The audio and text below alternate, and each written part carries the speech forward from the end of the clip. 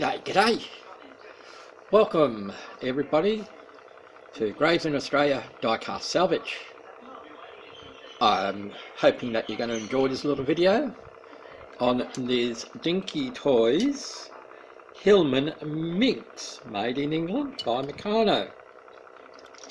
Now, if you've been watching the channel for a little while, you've probably seen that I've used this car once before in making screens with UV resin. That's when I was doing experiments with them. That wasn't all that long ago. Anyway, onwards and forwards, let's see if we can do something nice with this one. So I'll take it over to my workshop if you like, and we'll take a closer look at it.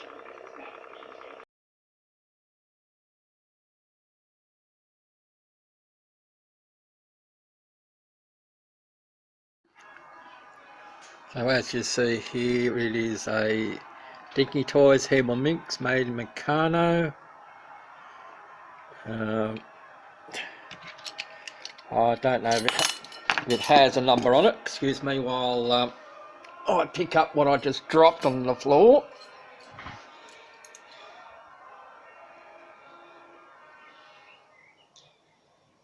It is the number 175 in the Dinky lineup,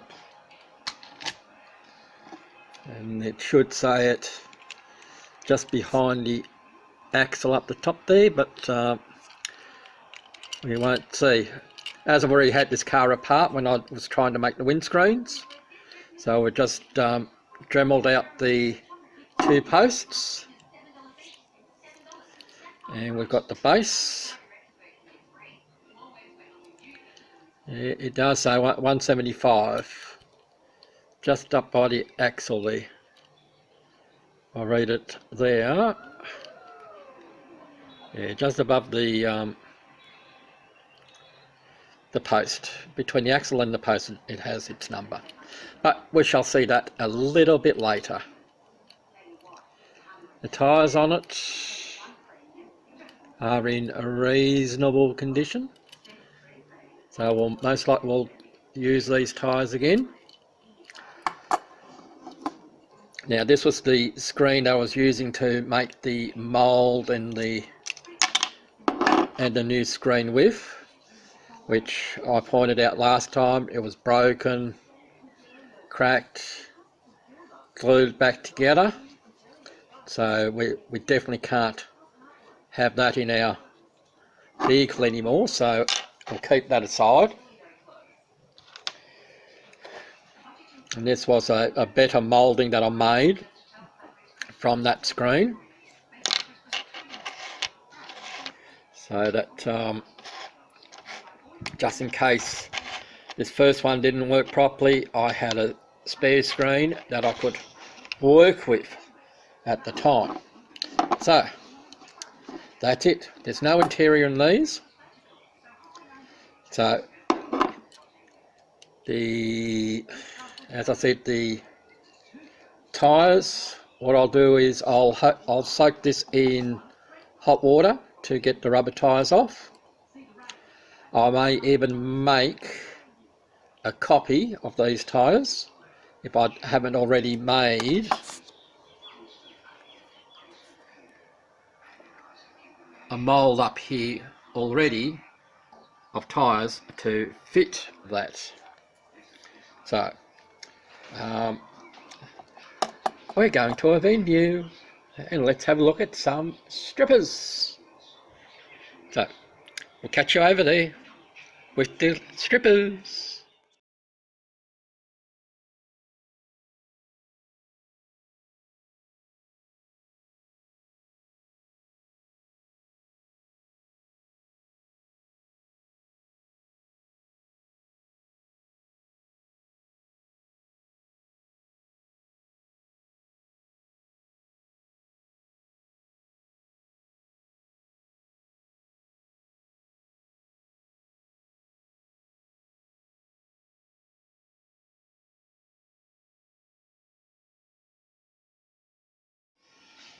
Our strippers are already here. Our participants, as you probably know, I like to work with more than one car, and we also have the basin on there, and our strippers like to go for a little swim. So let's get them swimming.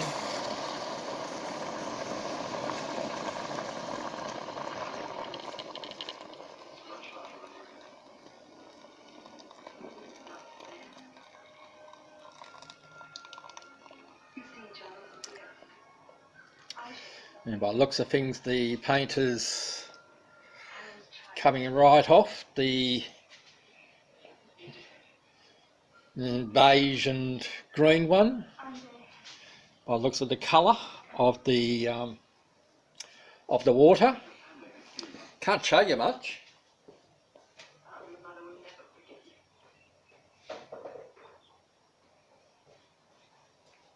As that water is really, really murky. So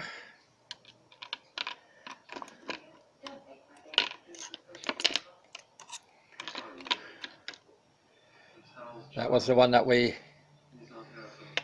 strippers are doing their work. That's the other one which is sort of working. And the base is around here somewhere.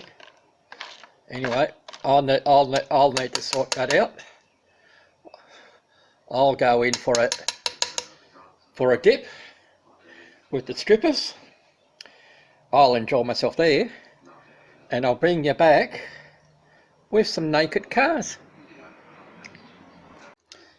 So we're back from the strippers. I've polished up the hubs and the axles using a brass bristle brush on a drill. I've done the same thing with this car here to make it all nice and shiny. And even though, as you can see, it does have some scratches in there, it actually works better in holding the paint on. Where in the past, where we've used the steel wool and the scourer, sorry for knocking yes, even when we use this, as you can see here, it has taken some of the scratches out when I've used this. What I found is that the paint doesn't hold if it's smooth 100%, but if you leave the little scratches in, it looks horrible at the moment. But once you put some a few coats of paint on, you're not going to see those scratches anymore. So that's what I've been doing of late, and that has helped me a lot. So I'll clean this one up off camera. The next time you'll see these vehicles, they will be in primer. Catch you in a moment. Well, before I paint these into primer, here we've made another screen. This is still very fresh. As you remember, this is the one that came out of the vehicle that I just showed you at the beginning. This was a copy of a screen that I made when I was first experimenting with the UV resin, and then while I was repacking my workbench, I found the rubber silicone mould, or the liquid rubber mould that I've made when I was thinking about doing it with 2-part resin. And in my tip video where I said UV resin, I'll get better results with the silicone. here it is. It's nice and clear, and you'll see the end results when we put the vehicles, when we reassemble the vehicles. All right, again, next you'll see these in primer, and then I'll decide what colour. See you in a moment. So we're going to use a nail varnish. It's called Chili is the colour. As you can see, we're doing a two-tone. Hopefully will come out, this is the opposite to what I'm making this. So let's get crack-a-lacking, as my mate Pete would say. Let's see if the brush is working.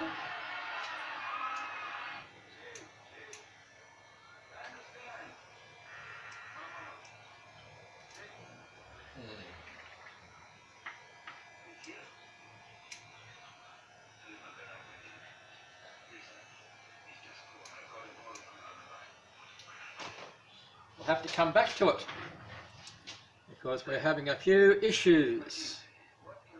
So we'll come back to it. So stand by. Okay, we had a problem with the airbrush itself. It has split the seals, so we've had to get another airbrush itself. This part here is working fine. So let's see how this old brush goes.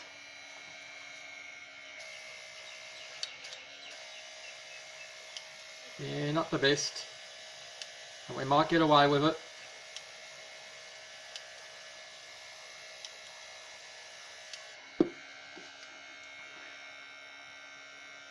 Just do a bit of adjustment.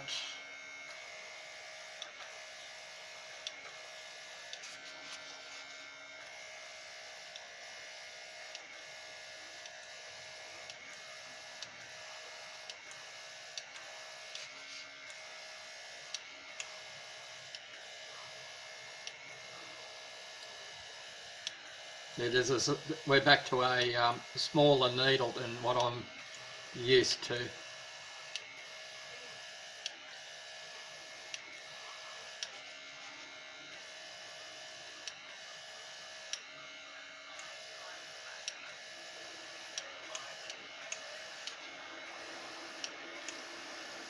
Maybe he just doesn't like chili.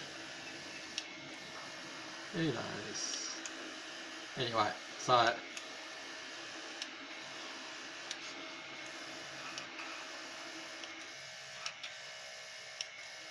as per usual, this is our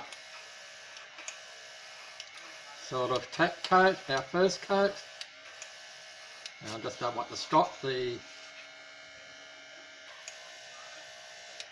tiger stripes on the top. So I'll finish this off camera, and the next part will be the reveal. I will see you shortly.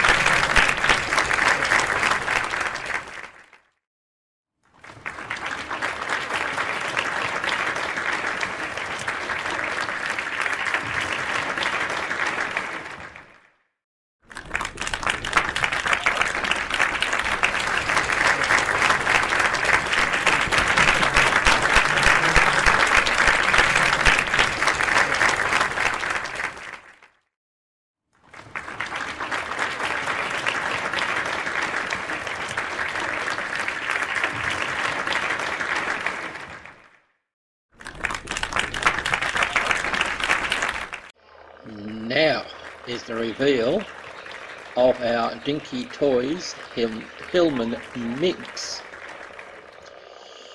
The one that's coming up to your screen now is the one that we pulled apart at the beginning of this episode. And this one here is one that I started some time ago, and both these cars were used when I did the experiment with the UV resin. And speaking of UV resins, these are the screens which are made from them. So I'm very chuffed with these screens. Of course, we repainted the vehicles using nail varnish. The camera isn't picking up the sparkles that's in the chili, which is the red colour, but up close it looks beautiful. But that's the thing with cameras and lighting, make things look different to what they actually are. Again, this was another, well, before I finish that off, the other things that we did to this, of course, we've detailed the front bumpers. We have put rhinestones or adhesive rhinestones for headlights in both vehicles. Just had to double check. Yes, double vehicles. We've painted the front indicators. We've painted the tail lights and indicators, of course. The usual yada yada yada yada. We've chromed the door handles on both vehicles. The one with the wheel swap on it, we've chromed around the front and rear windows, just to give it that extra touch. We've chromed the rear number plate hatch. We've put in chromed the fuel cap on both vehicles, and we've also chromed the boot release as well. I think that's all we've done. Well, if I've forgotten, I've forgotten. Anyway, again, another enjoyable build. Thank you for watching.